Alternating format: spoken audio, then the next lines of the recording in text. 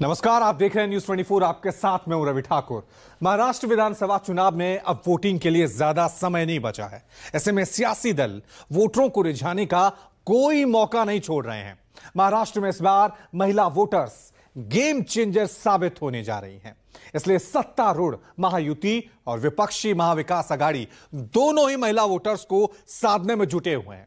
महिलाओं को केंद्र में रखकर दोनों गठबंधन ने योजनाओं का ऐलान भी किया है। लेकिन महाराष्ट्र की आधी आबादी के लिए कौन पहली पसंद बनेगा, किसके समर्थन में इनकी वोट जाएगी, आज महाराष्ट्र की साइलेंट वोटर यानी महिला वोटर के पूरे समीकरण को समझेंगे। तो आइए देखते हैं हमारी ये खास रिपोर्ट। लखपति दीदी का एक कंसेप्ट रखा है, उसको आगे बढ़ाते हुए हमारी सरकार 50 लाख लखपति दीदियां सिर्फ महाराष्ट्र में खड़ी करेगी। हमारी पांचों गारंटी महाराष्ट्र के हर परिवार के उत्थान में मददगार होगी। हर परिवार को सालाना करीब 3 लाख रुपए का सहयोग मिलेगा। एक बार कमिटमेंट करने के बाद फिर खुद की भी मैं सुनता नहीं, असं हे आपलं सरकार, अशी महायुती आहे। हर महीने बैंक अकाउंट में महाराष्ट्र की महिलाओं को 3,000 रुपए सीधा खटाखट नजर जाए।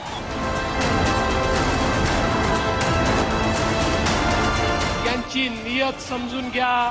आज कुठे बहिणींच्या खात्यामध्ये पैसे यायला लागले तर लगेच यांच्या पोटात दुखायला लागलं।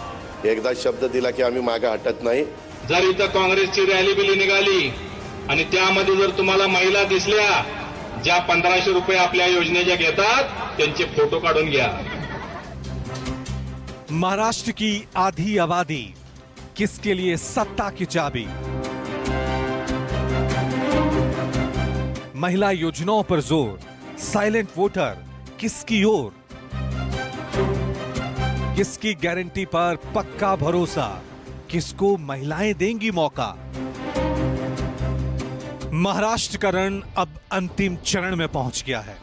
प्रचार का शोर हफ्ते भर में थम जाएगा और इसी आखिरी दौर में सभी पार्टियों ने अपनी पूरी ताकत झोंक दी है। सबसे ज्यादा फोकस आधी आबादी पर है। आधी आबादी यानी महिला वोटर, जिनके वोट महाराष्ट्र में हार और जीत का फासला कम या ज्यादा कर सकते हैं, जिनका रुझान जिसकी तरफ होगा उसे सत्ता की चाबी मिलना पक्का समझा जा सकता है। जिसको भाईच माना है तो उसी को तो वोट देंगे। जिसको ज्यादा वोट आएंगे वही आएगा। हमारे मन में तो जिनको लाने का है तो उनको लाने वाले हम लोग। लाड़की बहन योजना पूरा महाराष्ट्र, पूरा देश हो गया। अभी क्या भैया लोग तो ऐसे पढ़े, बच्चों को नौकरी होना, छोटे बच्चों को, युवाओं को नौकरी होना, भाई लोग को नौकरी होना, पैसा देके क्या है? लाड़के बहन को पैसे दे रहे हैं, महंगाई कितनी बढ़ गई, सिलेंडर बढ़ गया। सोचना उसकी है सोचना तो पड़ता ही है, आगे की आगे देखेंगे। इसलिए महाराष्ट्र के दोनों गठबंधन महायुति और महाविकास आघाड़ी दोनों ने आधी आबादी पर पूरा ध्यान केंद्रित किया हुआ है, क्योंकि महिला वोटर निर्णायक भूमिका में है। अगर मौजूदा स्थिति में महाराष्ट्र के वोट गणित की बात करें तो महाराष्ट्र में कुल 9 करोड़ 53 लाख वोटर्स हैं। इनमें से 4 करोड़ 60 लाख महिला वोटर हैं, जबकि 4 करोड़ 93 लाख पुरुष वोटर हैं। यानी महिलाओं की हिस्सेदारी करीब 48% है। महाराष्ट्र के 288 में से 43 सीटें ऐसी हैं जहां महिला वोटर्स की संख्या पुरुषों के मुकाबले ज्यादा है। इन 43 सीटों पर हार जीत का रुख महिलाओं पर निर्भर करता है। राजनीतिक दल महिलाओं की इसी ताकत को समझते हैं, इसलिए महिला वोटर्स की अहमियत को देखते हुए सभी पार्टियां महिला मतदाताओं को लुभाने में जुटी है। महाराष्ट्र विधानसभा चुनाव में महिला वोटर्स इस बार गेम चेंजर साबित हो सकती हैं। यही वजह है कि दोनों गठबंधन पूरा जोर महिला वोटर्स को अपने पक्ष में करने पर लगा रहे हैं। चाहे महाविकास आघाड़ी हो या फिर महायुति, दोनों ने महिलाओं को केंद्र में रखकर अपनी योजनाएं बनाई हैं। हालांकि चुनाव में महिलाओं को तय करना है कि कौन सा उम्मीदवार और पार्टी उनके लिए सही है और कौन सही नहीं है। महाराष्ट्र में महायुति और महाविकास आघाड़ी दोनों ही गठबंधनों ने अपने चुनावी घोषणा पत्र में महिला वोटर्स को साधने के लिए बड़े वादे किए हैं।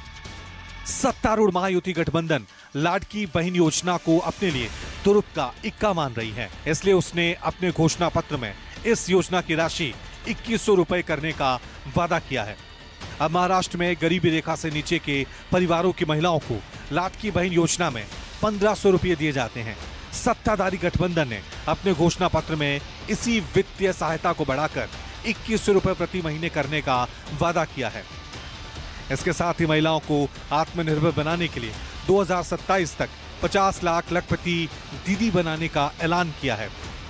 वहीं महायुति गठबंधन में महिलाओं को सरकारी नौकरी देने का वादा करते हुए पुलिस में 25,000 महिला पुलिस कर्मियों की भर्ती करने का ऐलान किया है। इसी के साथ आशा वर्कर्स को हर महीने 15,000 वेतन के साथ बीमा कवर के दायरे में लाने का वादा किया है। लाड़की बहन योजना जो निकाली है, लाडली बहन जो मध्य प्रदेश के तर्ज पे महाराष्ट्र में आई थी, उस वोटर को लेके एक बड़ा लुभावना नारा माना जाता रहा है। और अगर कहें तो लोकसभा के बाद महाराष्ट्र में बीजेपी, शिंदे शिवसेना और अजीत पवार के एनसीपी के साथ जो स्थिति थोड़ी सी सुधरती दिख रही है, वो सिर्फ एक योजना है जो सबसे भारी पड़ रही है। हालांकि 1000 से ज्यादा निर्णय लिए थे सरकार ने, लेकिन इस योजना को लेकर कहा जा रहा है कि अभी भी भारी है। यानी जब वो रेस से बाहर थे, अब रेस पे हैं। कभी रोलर कोस्टर में सत्ता पक्ष जो है वो दिख रहा है अच्छे खासे नंबरों पे, तो कभी जो है विपक्ष के लोग दिख रहे हैं। अभी किसी निर्णय पे नहीं पहुंचा जा सकता, लेकिन ये जरूर है कि महिलाएं सबके महिला वोटर जो है वो सबकी सूची में है। महायुति की सभी योजनाएं ऐसी हैं जिनका सीधा लाभ महिलाओं को मिलेगा। मकसद यही है इन योजनाओं के दम पर महिलाओं को अपने पाले में किया जा सके। इससे महायुति का न सिर्फ वोट प्रतिशत बढ़ेगा, बल्कि सत्ता में बने रहना भी आसान हो जाएगा। मोदी जी ने लखपति दीदी का एक कंसेप्ट रखा है, उसको आगे बढ़ाते हुए हमारी सरकार 50 लाख लखपति दीदियां सिर्फ महाराष्ट्र में खड़ी करेगी। इसके लिए 500 स्वयं सहायता समूहों को और कई औद्योगिक क्लस्टर का निर्माण किया जाएगा और इसके लिए 1000 करोड़ का रिवॉल्विंग फंड दिया जाएगा। अक्षय अन्न योजना के तहत प्रति माह मुफ्त राशन में चावल, ज्वार, मूंगफली, तेल, नमक, हल्दी, सरसों, जीरा और मसाले, इस सबको समाहित किया जाएगा और कौशल जनगणना का देश में सबसे पहला प्रयोग हम महाराष्ट्र में करेंगे।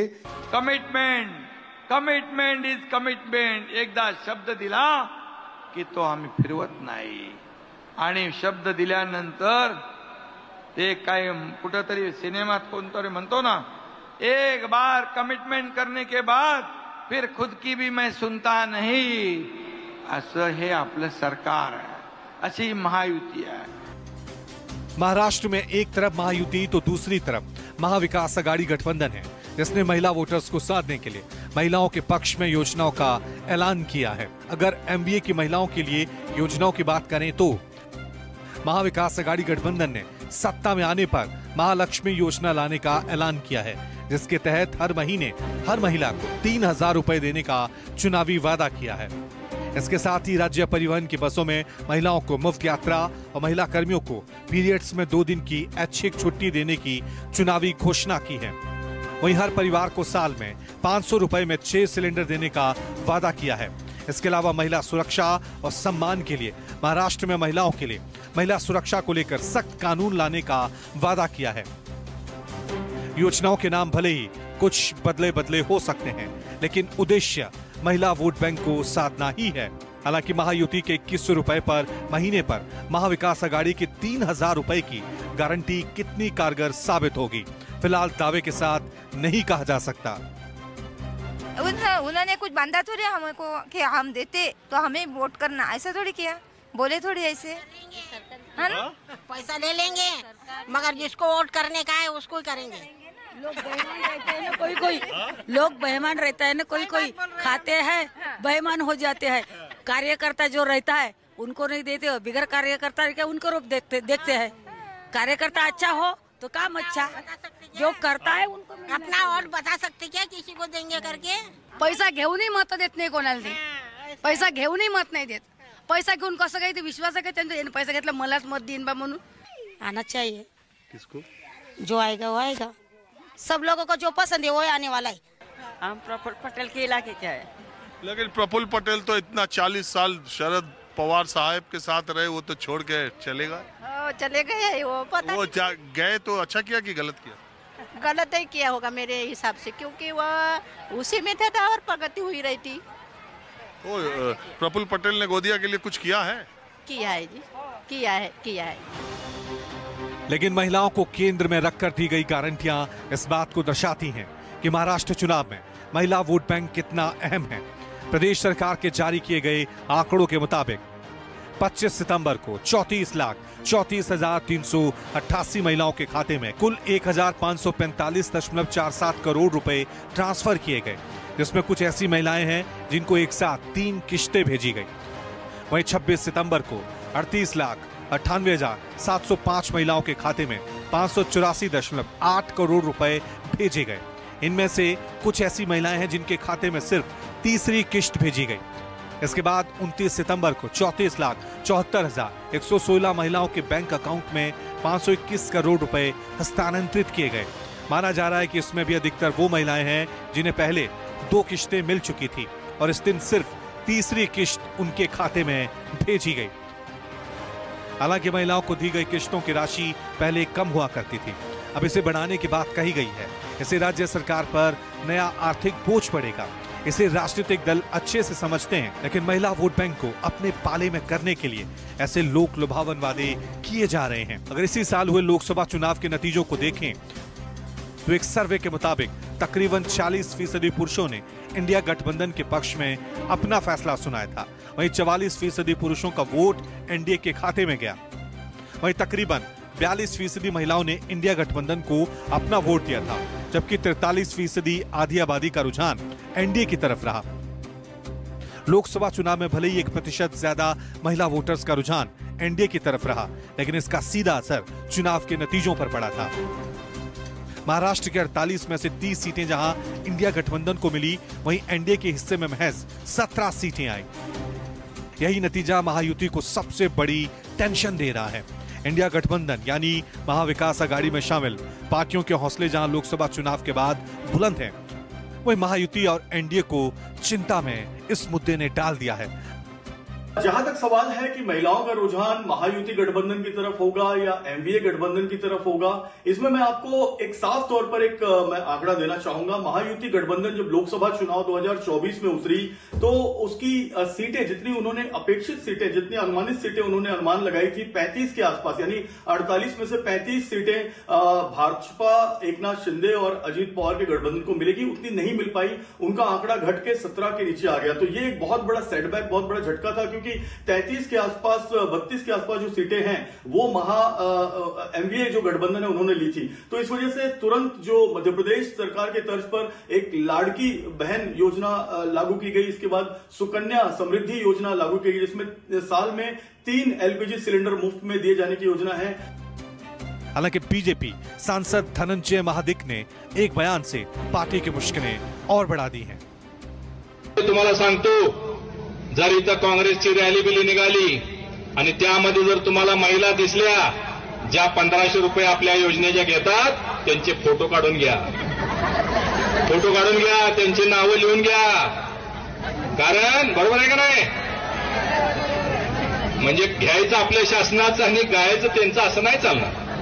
जर कोण आणखी अनेक ताया महाराष्ट्रामध्ये छाती बडवाल, आम्हाला नकोत पैसे, आम्हाला नकोत, आम्हाला सुरक्षा पाहिजे, पैसे नकोत, राजकारण करता या पैशाचं। काँग्रेसच्या सभेला जर महिला दिसल्या जाऊन फोटो काढायचे, काँग्रेसच्या रॅलीमध्ये महिला दिसल्या जाऊन फोटो काढायचे, फोटो आमच्याकडे द्या, आम्ही व्यवस्था करतो त्यांची। महिला पर विवादित बयान से धनंजय महादिक मुश्किल में पड़ते दिख रहे हैं। एक तरफ चुनाव के पहले महिलाओं को गारंटी दी जा रही है, तो वहीं दूसरी तरफ बीजेपी के एक सांसद के बयान से नया विवाद खड़ा हो गया है। बीजेपी के सांसद धनंजय महाडिक ने कांग्रेस की रैलियों में शामिल होने वाली महिलाओं का ब्यौरा मांगा था। बीजेपी के सांसद के इस बयान पर कोल्हापुर के कलेक्टर ने नोटिस जारी कर बीजेपी की सांसद से स्पष्टीकरण मांगा है। ऐसे में अब देखना दिलचस्प होगा कि महिलाओं के लिए दोनों गठबंधन की तरफ से जिन गारंटियों का ऐलान किया है उनमें से किसकी गारंटी पर महिला वोटर ज्यादा भरोसा करती हैं, क्योंकि जिसकी गारंटी पर ज्यादा भरोसा होगा महिलाओं का वोट उसी की तरफ जाएगा। Bureau report, news 24। महाराष्ट्र के सियासी दलों ने महिलाओं के लिए जिन योजनाओं का ऐलान किया है उनका कितना असर चुनाव में दिखेगा, इसका पता तो नतीजों के बाद ही पता चलेगा। लेकिन चुनाव में महिला प्रत्याशियों की भूमिका कुछ खास नहीं है।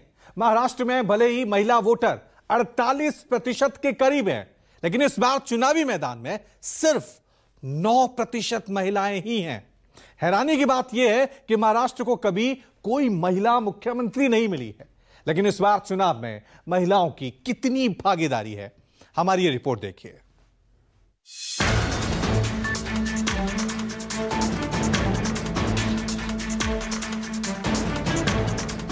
महाराष्ट्र में अगली सरकार किसकी होगी, मुख्यमंत्री कौन होगा, किस दल को कितनी सीटें मिलेंगी, इसे तय करने में महिला वोटर्स की बड़ी भूमिका होगी।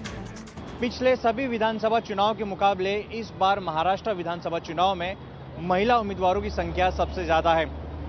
महिला उम्मीदवारों की संख्या इस बार 359 के करीब है, लेकिन प्रदेश की 97 ऐसी सीटें हैं जिस पर एक भी महिला प्रत्याशी नहीं है। पुणे जिले के पार्वती विधानसभा सीट ऐसी है जिस पे सबसे ज्यादा 7 महिला उम्मीदवार है। लेकिन नई सरकार में महिलाओं की कितनी भूमिका होगी, इसे भी समझना जरूरी है।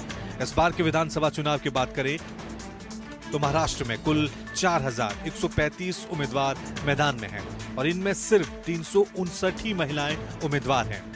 कुल प्रत्याशियों का महज 8.6% ही महिला प्रत्याशी हैं, जबकि 97 ऐसी विधानसभा सीट हैं जहां एक भी महिला प्रत्याशी चुनाव नहीं लड़ रही हैं। 90 ऐसी सीटें हैं जहां एक ही महिला प्रत्याशी चुनाव नहीं लड़ रही है। 62 सीटों पर 2 महिला प्रत्याशी हैं, 25 सीटों पर 3 महिला प्रत्याशी, 8 सीटों पर 4 सीटों पर 5 और 2 सीटों पर 6 महिला प्रत्याशी चुनाव लड़ रही हैं। देखिए, महाराष्ट्र के चुनाव में इस बार महिला वोटर को लेके बहुत काम भले हुआ है, लेकिन उम्मीदवारों को लेके नहीं हुआ है।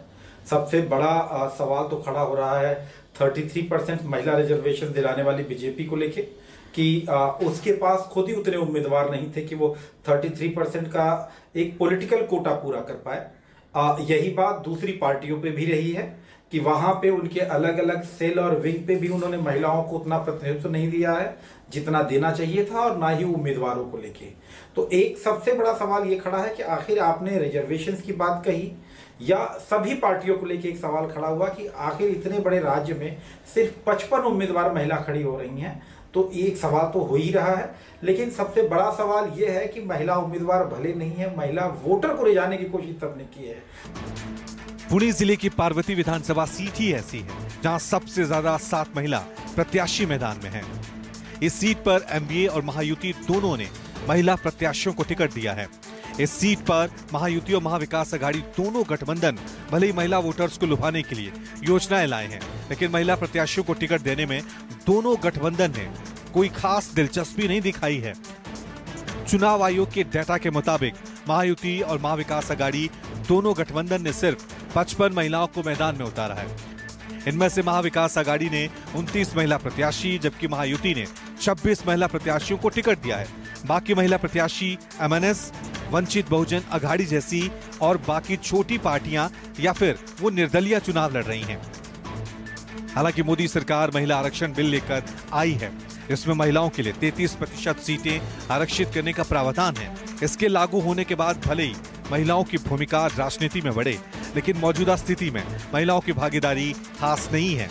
ऐसी अलग बात है कि महाराष्ट्र विधानसभा चुनाव में इस बार 359 महिलाएं चुनाव लड़ रही हैं, जो कि महाराष्ट्र के इतिहास में विधानसभा चुनाव में सबसे ज्यादा है।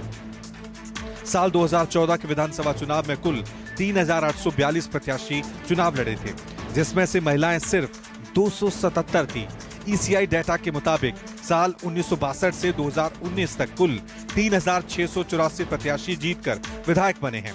लेकिन इनमें से सिर्फ 161 ही महिलाएं रही, जो कि कुल जीतने वाले प्रत्याशियों का 4% है।